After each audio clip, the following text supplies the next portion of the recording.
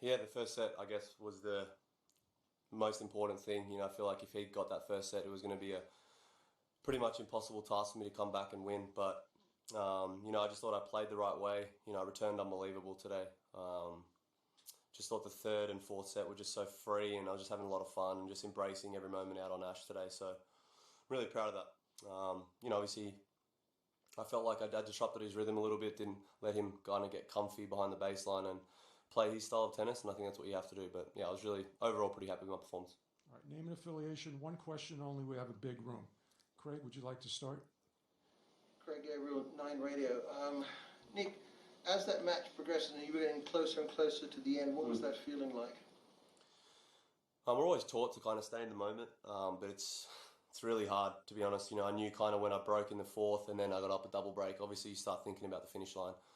But yeah, I just tried to stay with the process, try and just block out the finish line, just go through my routine on my serve, try and hit good spots, try and keep playing the right way.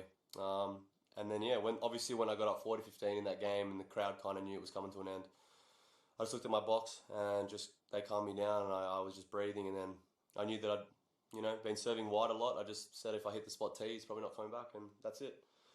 I didn't over celebrate.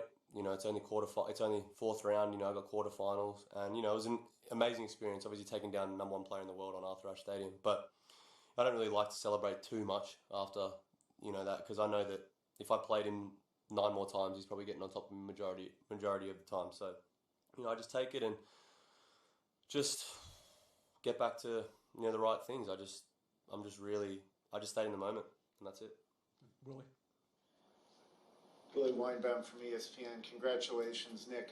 When at Wimbledon you gave Djokovic that really tough match, you said afterward that if you had won, you might not have the motivation to go after the majors after that. How would you describe your motivation right now and the level that you feel you're at as you pursue this major? I just feel like I'm playing for a lot more than myself. I've just got a lot of people, a lot of support, and on the flip side, I got a lot of people doubting me and trying to bring me down all the time as well. So I'm playing for I've got a lot of motivation, in the back of my mind. And I've been away from home now for 4 months. My whole team has, and we don't get to see our family like other tennis players do majority of the time. So I'm trying to make it worthwhile. I'm trying to make it a memorable ride for all of us, and hopefully we can get it done and go back home and really celebrate. I'm just trying to not let people down. I've said it before. I was in this press conference room a while back and I lost in the third round. It was the worst feeling because I've just got so much expectation. I'm finally able to show it now, and I feel like I've been working really hard. So I'm just got a lot of motivation at the moment. But yeah, as I said, if I win a Grand Slam, I don't know how much motivation I'd have afterwards because it's extremely hard to do. Nick, Chris Clary, New York Times. You said out there you were hoping, it's great to be able to show your talent to the New York crowd. Finally was your word. Why did it matter so much to you to do it here, and what was the feeling like looking up at that 5 rows of fans or 5 tiers of fans? Yeah, I just feel like every time I've played here, I've just played really average. Like I just don't feel like I've ever felt settled in New York. I feel like I kind of get distracted very easily.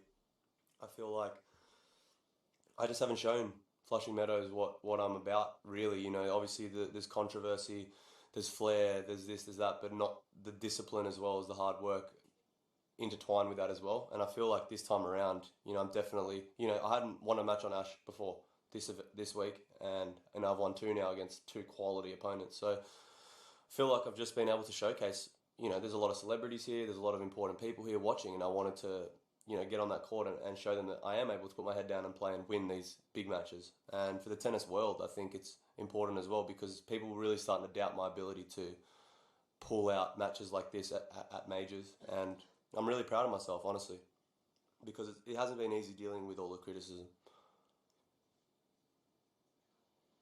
David Law from the Tennis Podcast.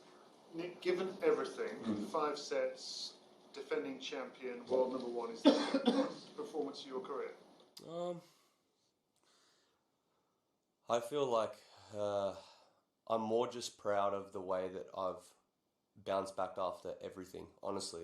Like, I've been in some really tough situations mentally and in some really scary places. So yeah, it's obviously, if you look at it on paper, like I probably wasn't expected to win that. Maybe take a set or two if I'm lucky, and give the people a show. And I don't know. Yeah, it's a great win, but I come off the court and I'm just almost relieved that it's over, because there's just so much pressure every time I go out on court, so much expectation and so much unpredictability of what I could do. And I just sit there in the locker room after, I'm just super proud of the performance, because I just didn't think there was really a time where I didn't think I was capable of producing and doing this anymore. So I don't know. I guess I'm just more relieved. I'm just more relieved. I'm super proud. Howard? Howard Fendrich with the Associated Press. Would you say, with what you've done at Wimbledon and now here in New York, do you consider yourself any better a tennis player, or are you a better competitor? Where do you think this leap has come from? I definitely think that I've improved some of my weaknesses.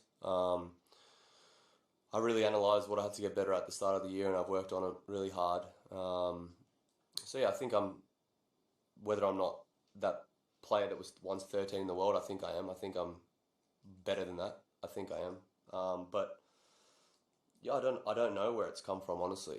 I really don't. I feel like I just mentally struggled so hard for like the first 6-7 years of my career. Like I had great results and shocking results, and try really hard, then tanking, and I just didn't know how to deal with it. I honestly didn't know how to deal with any of it, and it was hard. I beat myself up way too hard. It was unhealthy. And I look back and it just was all a learning process to now, because I've matured so much, and I feel like I kind of embrace it all. When I'm playing bad, I embrace it. When I'm playing good, I embrace it. But I stay the same, where before I used to just ride the highs and lows way too much, and I was exhausted. And then I didn't know how to deal with everything else as well. So, but now I feel like I'm just kind of more, I know the process now of what it takes to get to a final of a Grand Slam. Not to win it yet, but to get to the final, I know the process, and you can't avoid it. Down under? I need Darren Morton, AAP. You talk about feeling like better than number 13 in the world. You've also got a winning record over most of the players in the top 10. Is there any time you've woken up and looked at the rankings and thought, you know what, I should be beating all these guys? A lot of them you've got junior rivals as well. I think the ranking system doesn't reward skill and form, to be honest. Over a certain period of time, it definitely rewards consistency, more so, because if you play, like I've played 12 events, and some of the people in front of me have played like 32.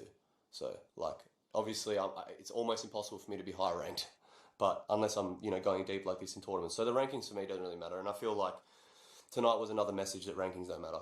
Like I see number 1 next to his name and I see 23 next to mine, and that doesn't change anything for me.